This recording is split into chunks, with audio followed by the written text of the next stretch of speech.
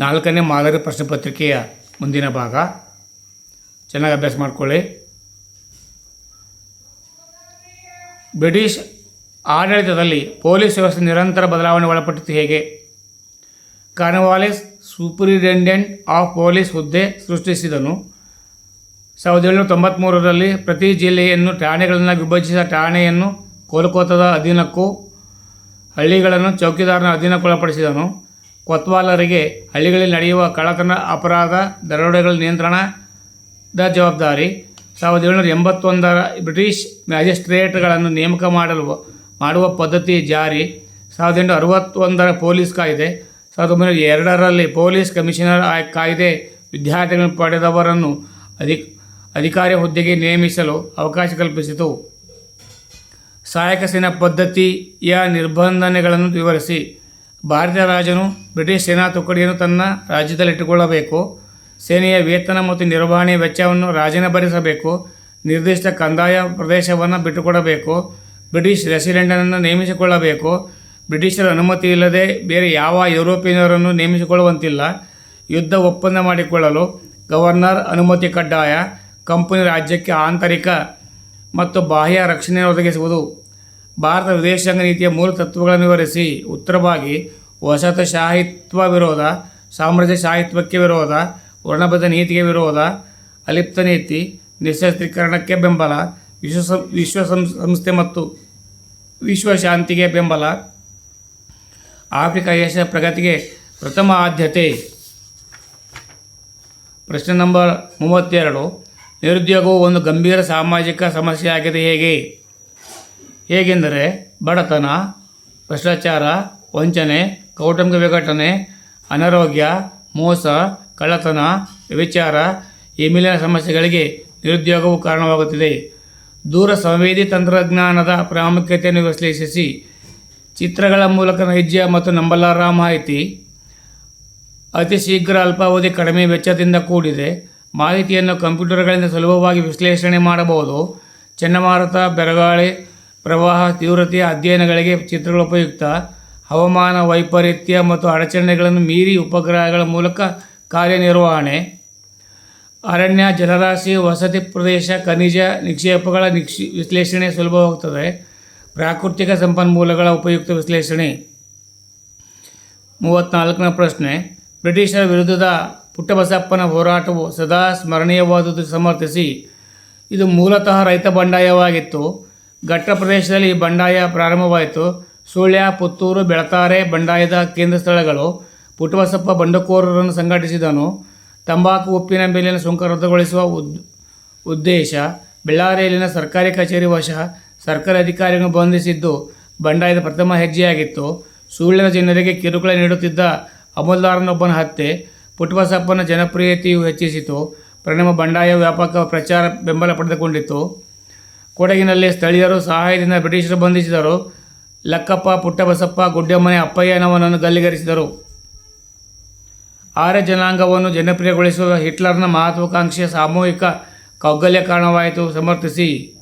ಹಿಟ್ಲರ್ನು ಜರ್ಮನ್ನರನ್ನು ಶ್ರೇಷ್ಠರೆಂದು ಪ್ರತಿಪಾದಿಸಿದನು. Hitler ಜರ್ಮನಿಯಲ್ಲಿ Nazi ಪಕ್ಷ ಸ್ಥಾಪಿಸಿದ. ಕಾರ್ಮಿಕ ಸಂಘ ರಾಜಕೀಯ ಪಕ್ಷವನ್ನು ನಿಷೇಧಿಸಿದನು. ಜರ್ಮನ್ನರು ಎಲ್ಲ ಸಮಸ್ಯೆಗಳಿಗೆ ಯಹೂದಿಗಳೇ ಕಾರಣ. ಜನಾಂಗೀಯ ದ್ವೇಷ ಹರಡಲು ಗೋಬೆಲ್ಸ್ ನೇಮಕ ಮಾಡಿದನು. ಗಲಭೆಗಳಿಂದ ಜನರಲ್ಲಿ ಭಯ ಹುಟ್ಟಿಸಲು ಬೂದು ಅಂಗಿದಳ ಎಂಬ ಕ್ರೌರ್ಯ ಪಡೆ ರಚಿಸಿದನು. 60 ಲಕ್ಷ ಯಹೂದಿಗಳು, 1 ಕೋಟಿ ಇತರ ಜನರನ್ನು ಕೊಲ್ಲಿಸಿದನು. ಈ ಸಾಮೂಹಿಕ ಕಗ್ಗೊಲೆಗಳನ್ನು ಹಾಲೋಕಾಸ್ಟ್ ಎನ್ನುವರು. 1935ರಲ್ಲಿ ನ್ಯೂರೆಂಬರ್ಗ್ ಕಾನೂನು ಜಾರಿಗೆ ತೆಗೆದುಕೊಂಡು ಬಂದನು. ಊಟ ನೀರಿಲ್ಲದೆ ತುಡಿಸಿಕೊಳ್ಳುವ ಕನ್ಸಂಟ್ರೇಷನ್ ಕ್ಯಾಂಪ್ಸ್ ನಡೆಸಿದ. ವಿಷಗಾಳಿಯಿಂದ ಜನರನ್ನು ಕೊಲ್ಲಿಸಿದನು. ಬ್ರಿಟಿಷರ ವಿರುದ್ಧದ ಸಂತಾಲರ ಹೋರಾಟವನ್ನು ವಿವರಿಸಿ. ಬುಡಕಟ್ಟು ಬಂಡಾಯದಲ್ಲಿ ಸಂತಾಲರು, ಮುಂಡರ ಚಳುವಳಿ ಪ್ರಮುಖವಾಗಿದೆ. ಕರ್ನಾಟಕದಲ್ಲಿ ಹಲಗಲೆ ಬಿಡರ ಬಂಡಾಯ, ಸಂತಾಲರ ಬುಡಕಟ್ಟು ದಂಗೆಯನ್ನು ಭಾರತದ ಆದ್ಯ ಹೋರಾಟವನ್ನು ಗುರುತಿಸಲಾಗಿದೆ. ಸಂತಾಲರ ಬಂಗಾಳ, ಒರಿಸ್ಸಾದಲ್ಲಿದ್ದರು. ಕಾಯಂ ಜಮೀನ್ದಾರಿ ಪದ್ಧತಿಯಿಂದ ಜನರು ನಿರ್ಗತಿಕರಾದರು. ಜಮೀನ್ದಾರರು, ಲೇವಾದೇವಿಗಾರರು, ಸರ್ಕಾರ ಸಂತಾಲರ ಶೋಷಣೆಗೆ ನೇರ ಕಾರಣವಾಗಿತ್ತು. ಸಂತಾಲರು ಜಮೀನ್ದಾರರು ಮತ್ತು ಮಹಾಜನರನ್ನು ಲೂಟಿ ಮಾಡಿದನು. ಭಾಗತ್ಪುರ್ ರಾಜಮಹಲ್ನಲ್ಲಿ ತೀವ್ರ ಪ್ರತಿಭಟನೆಯಾಯಿತು. ಬುಡಕಟ್ಟು ಜನರು ತಮ್ಮ ಶತ್ರುಗಳನ್ನು ಕೊಂದರು. ಬ್ರಿಟಿಷರು ಈ ದಂಗೆಯನ್ನು ಸುಲಭವಾಗಿ ಹತ್ತಿಕ್ಕಿದರು. ಕೇಂದ್ರ ಮತ್ತು ರಾಜ್ಯ ಸರ್ಕಾರಗಳು ಲಿಂಗತ್ವ ಅಲ್ಪಸಂಖ್ಯಾತರ ಸಬಲೀಕರಣಕ್ಕೆ ಹಲವಾರು ಉಪಕ್ರಮಗಳನ್ನು ಕೈಗೊಂಡಿದೆ. ಸ್ಪಷ್ಟೀಕರಿಸಿ. ದೈಹಿಕವಾಗಿ ಮಾನಸಿಕವಾಗಿ ತಮ್ಮ ಜನನಾಂಗದ ವಿರುದ್ಧ ಭಾವನೆಯುಳ್ಳ ಸಮುದಾಯದ ವ್ಯಕ್ತಿಗಳನ್ನು ಲಿಂಗತ್ವ ಅಲ್ಪಸಂಖ್ಯಾತರು ಎಂದು ಕರೆಯುತ್ತಾರೆ. ತೃತೀಯ ಲಿಂಗಿಗಳನ್ನು ಲಿಂಗತ್ವ ಅಲ್ಪಸಂಖ್ಯಾತರು ಎಂದು ಸಂಬೋಧಿಸಿದವರು ಅಕ್ವೈ ಪದ್ಮಶಾಲಿಯವರು. ಭಾರತ ಸರ್ಕಾರವು ಲಿಂಗತ್ವ ಅಲ್ಪಸಂಖ್ಯಾತ ವ್ಯಕ್ತಿಗಳ ಹಕ್ಕುಗಳ ಸಂರಕ್ಷಣಾ ಕಾಯ್ದೆ 1990ರಲ್ಲಿ ಜಾರಿಯಾಯಿತು. ಭಾರತ ಸರ್ಕಾರದ ಸಾಮಾಜಿಕ ನ್ಯಾಯ ಮತ್ತು ಸಬಲೀಕರಣ ಸಚಿವಾಲಯವು ಸ್ಮೈಲ್ ಯೋಜನೆಯಡಿಯಲ್ಲಿ ಲಿಂಗತ್ವ ಅಲ್ಪಸಂಖ್ಯಾತ ವ್ಯಕ್ತಿಗಳ ಕಲ್ಯಾಣಕ್ಕಾಗಿ ಸಮಗ್ರ ಪುನರ್ವಸತಿ ಯೋಜನೆ ಜಾರಿಗೊಳಿಸಿದೆ. ಗರಿಮಾ ಗೃಹ ಎಂಬ ಹೆಸರಿನಲ್ಲಿ ಆಶ್ರಯ ಮನೆಗಳ ನಿರ್ಮಾಣ, ಲಿಂಗತ್ವ ಅಲ್ಪಸಂಖ್ಯಾತ ವ್ಯಕ್ತಿಗಳ ರಾಷ್ಟ್ರೀಯ ಪರಿಷತ್ ಸ್ಥಾಪನೆ. 2008ರಲ್ಲಿ ತಮಿಳುನಾಡು ಲಿಂಗತ್ವ ಅಲ್ಪಸಂಖ್ಯಾತರ ಕ್ಷೇಮಾಭಿವೃದ್ಧಿ ಮಂಡಳಿಯನ್ನು ಸ್ಥಾಪಿಸಿದೆ. 2017ರಲ್ಲಿ ಕರ್ನಾಟಕ ಸರ್ಕಾರವು ಲಿಂಗತ್ವ ಅಲ್ಪಸಂಖ್ಯಾತರ ರಾಜ್ಯನೀತಿಯನ್ನು ಜಾರಿಗೊಳಿಸಿದೆ. ರಾಜ್ಯ ಸರ್ಕಾರಿ ಹುದ್ದೆಗಳ ನೇಮಕಾತಿಯಲ್ಲಿ 1% ಮೀಸಲಾತಿ. ಭೂಕಂಪಕ್ಕೆ ಕಾರಣಗಳು ಮತ್ತು ಅದರ ಪರಿಣಾಮಗಳೇನು? ಭೂಕಂಪಕ್ಕೆ ಕಾರಣಗಳು: ಭೂಮಿ ಅಂತರಾಳದಲ್ಲಿ ಶಿಲಾಫಲಕಗಳ ಚಾಲನೆ, ಮ್ಯಾಗ್ಮಾ ಒಂದೆಡೆಯಿಂದ ಮತ್ತೊಂದೆಡೆ ಸರಿಯುವುದರಿಂದ, ನಗರೀಕರಣದಿಂದ, ಭೂಮಿ ಒಡೆಯಲು ಒತ್ತಡ ಹೆಚ್ಚಾಗುವುದರಿಂದ, ಅರಣ್ಯನಾಶಕ ಮಾಡುವುದರಿಂದ, ಗಣಿಗಾರಿಕೆ ಮಾಡುವುದರಿಂದ, ಅಣೆಕಟ್ಟುಗಳ ನಿರ್ಮಾಣವಾಗುವುದರಿಂದ. ಭೂಕಂಪನ ಪರಿಣಾಮಗಳು: ಜನರಿಗೆ ಸಾವು ನೋವು ತಂದೊಡ್ಡುತ್ತದೆ, ಸಾರಿಗೆ ಸಂಪರ್ಕ ಕಡಿತವಾಗುತ್ತದೆ, ರೋಗಗಳ ಹರಡುವಿಕೆ, ಸಾಗರದ ಅಲೆಗಳು ದಡಗಳಿಗೆ ಅಪ್ಪಳಿಸುವಿಕೆ, ಸುನಾಮಿ, ನದಿಯ ದಿಕ್ಕು ಬದಲಾವಣೆ. ನಿಮಗೆ ನಕ್ಷೆ ಕೊಟ್ಟಿರ್ತಾರೆ, ಮುದ್ರಿತ ನಕ್ಷೆ ಬಂದಿರುತ್ತೆ. ಅಲ್ಲಿ ನಿರ್ದಿಷ್ಟಪಡಿಸಿದ ಸ್ಥಳಗಳನ್ನು ಸರಿಯಾಗಿ ಗುರುತಿಸಬೇಕು. 5 ಅಂಕೆಗಳು ಸುಲಭವಾಗಿ ತೆಗೆದುಕೊಳ್ಬೋದು. 4ನೇ ಮಾದರಿ ಪ್ರಶ್ನೆ ಪತ್ರಿಕೆಯಲ್ಲಿರುವಂಥ ನಕ್ಷೆ ಯಾವುದಪ್ಪ ಅಂದರೆ, ಒಂದು ಕೋಶಿ ಅಣೆಕಟ್ಟು, 2 ಗುವಾಹತಿ, ಕರ್ನಾಟಕ ಸಂಕ್ರಾಂತಿ ವೃತ್ತ, ಕೃಷ್ಣಾ ಮೇಲ್ದಂಡೆ, ಕೈಗಾ, ವಿಶಾಖಪಟ್ಟಣಂ, ಮನ್ನಾರ್ಕಾರಿ ಇವು ಬಂದಿರ್ತವೆ.